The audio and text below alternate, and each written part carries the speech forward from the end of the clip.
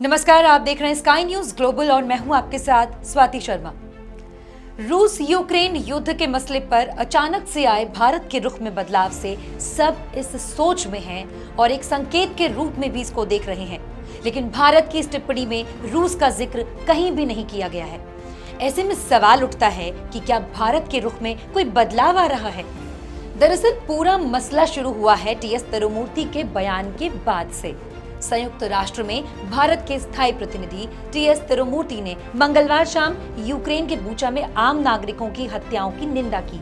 उन्होंने बूचा से मिल रही खबरों पर प्रतिक्रिया भी दी, जिसमें उन्होंने कहा कि ये भीतर तक परेशान करने वाली है और संयुक्त राष्ट्र से ये मांग भी की है कि इस मामले की स्वतंत्र जांच की जाए। तिरुमूर्ति की ओर से दिए गए इस बयान को यूक्रेन युद्ध पर भारत की ओर से आई गई अब तक की सबसे बड़ी और सबसे कड़ी प्रतिक्रिया माना जा रहा है। कई लोग इसे रूस यूक्रेन युद्ध पर भारत के रुख में बदलाव के संकेत के रूप में भी देख रहे हैं, लेकिन भारत की इस टिप्पणी में रूस का जिक्र नहीं किया गया है। यूक्रेन के मुद्दे पर भारत के रुख में आए इस बदलाव को कुछ विश्लेषकों ने समझने की भी कोशिश की है।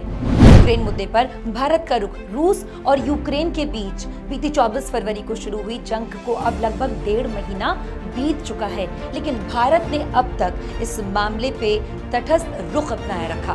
भारत सरकार ने अब तक अपने किसी भी बयान में रूस की निंदा नहीं की है। भारत ने इस मुद्दे पर संयुक्त राष्ट्र में लाए गए तमाम प्रस्तावों पर मतदान से दूरी भी बनाए रखी है, लेकिन बूचा में हुई मौतों के मामले में संयुक्त राष्ट्र में भारत के रुख को कैसे देखा जाना चाहिए। आपको याद होगा कि 24 फरवरी से पहले भारत ने रूस की वैध सुरक्षा चिंताओं की बात उठाई थी, लेकिन रूस के सैन्य दखल के बाद से भारत ने इस मामले में तटस्थ रुख अख्तियार कर लिया और यूएन में जितने भी प्रस्ताव सामने आए उसमें भारत ने मतदान में हिस्सा ही नहीं लिया और रूस के नाम लेकर निंदा भी नहीं की। लेकिन हम साथ ही साथ संप्रभुता और क्षेत्रीय अखंडता का सम्मान करने की बात करते हैं। ये रुख भारत का है। कूटनीति और बातचीत से इस समस्या का समाधान भी निकाला जा सकता है। मूल तौर पर यही कहना है भारत का। भारत कब तक तटस्थ बना रह सकता है? भारत कब तक तटस्थ बना रह सकता है, क्योंकि भारत का ये रुख यानी ये संतुलन बनाए रखना कब तक का होगा। पश्चिमी देशों खासकर अमेरिका अधिकारी जो हैं वहां के भारत को लेकर अहम बयान दे रहे हैं। हाल ही में दिल्ली आए अमेरिका के डिप्टी एनएसए दलीप सिंह ने एक निजी टीवी चैनल के साथ इंटरव्यू में कहा कि अगर चीन ने एलएसी का उल्लंघन किया तो रूस भारत के बचाव में नहीं आएगा। इससे पहले बीते महीने में क्वाड की बैठक के बाद अमेरिकी राष्ट्रपति जो बाइडेन ने जोर देते हुए कहा था कि रूस के यूक्रेन पर हमले को लेकर कोई बहाना या टालमटोल नहीं चलेगा। और सबसे ताजा बयान अमेरिकी रक्षा मंत्री लॉयड ऑस्टिन का है, जिन्होंने बुधवार को भारत को आगाह किया है कि रूस के हथियारों में निवेश करना भारत के हित के लिए कतई ठीक नहीं है। इसके बाद भारतीय विदेश मंत्री एस जयशंकर ने संसद में बताया कि भारत इस मामले में आखिर किसके साथ खड़ा है।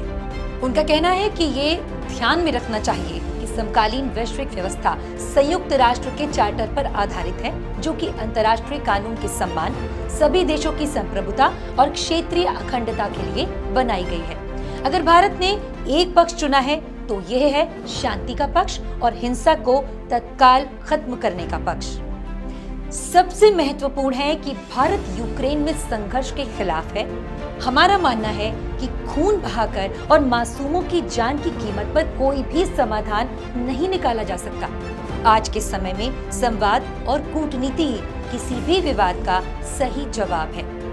अब ऐसे में सवाल उठता है कि भारत आखिर कब तक कूटनीतिक रूप से बेहद संवेदनशील रुख बनाए रख सकता है, क्योंकि ये बात सही है कि रूस और भारत के बीच व्यापारिक साझेदारी अमेरिका की अपेक्षा भी कम है और अमेरिका के डिप्टी एनएसए ने इसका जिक्र भी किया है। लेकिन देखने वाली बात यह है कि भारत ने साल 2018 में रूस के साथ दूर तक मार करने की क्षमता वाली सरफेस टू एयर मिसाइल की आपूर्ति के लिए 500 करोड़ अमेरिकी डॉलर के समझौते पर हस्ताक्षर किया है। और सिर्फ इतना ही नहीं, भारत रक्षा क्षेत्र से जुड़े साजो सामान की आपूर्ति के लिए भी रूस पर ही निर्भर है।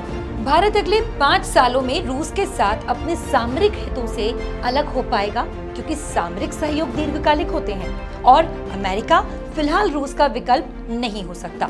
दलीप सिंह ने कहा था कि चीन आक्रमण करेगा तो रूस मदद करने नहीं आएगा। इस पर भारतीय विशेषज्ञ पूछ रहे हैं कि जब चीन में आक्रमण हुआ था या चीन ने आक्रमण जिस तरह से किया था भारत पर, तो क्या अमेरिका भारत की मदद के लिए आगे आया था? क्या उसने चीन के साथ अपना व्यापार कम कर लिया था या किस तरह की उसने मदद की थी?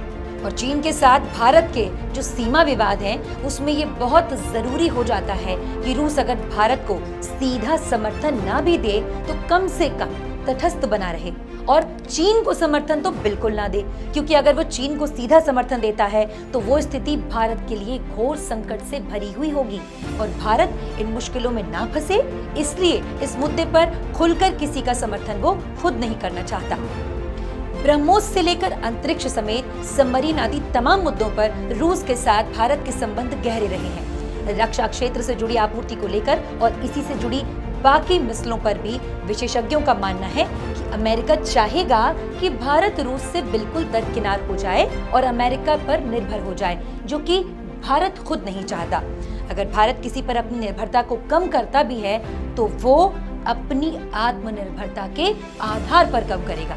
वहीं एशिया की राजनीतिक स्थितियों का जिक्र करते हुए राजन कुमार कहते हैं कि ये बात भी ध्यान रखने वाली ही है कि भारत ये अच्छी तरह समझता है कि एशियाई देशों में अमेरिका प्रभाव पहले की तुलना में अब कम हो रहा है और इस क्षेत्र के देशों में संबंध जो हैं, अच्छे संबंध बनाने के लिए उसे रूस की जरूरत भी पड़ेगी। तो ऐसे में भारत कभी भी रूस को ये संकेत नहीं देगा कि भारत तटस्थ न होकर अमेरिका के साथ जा रहा है, क्योंकि भारत ये कभी नहीं चाहेगा कि रूस, चीन और पाकिस्तान मिलकर भारत के खिलाफ कोई समझौता कर ले, क्योंकि वो स्थिति भारत के लिए काफी खतरनाक हो जाएगी।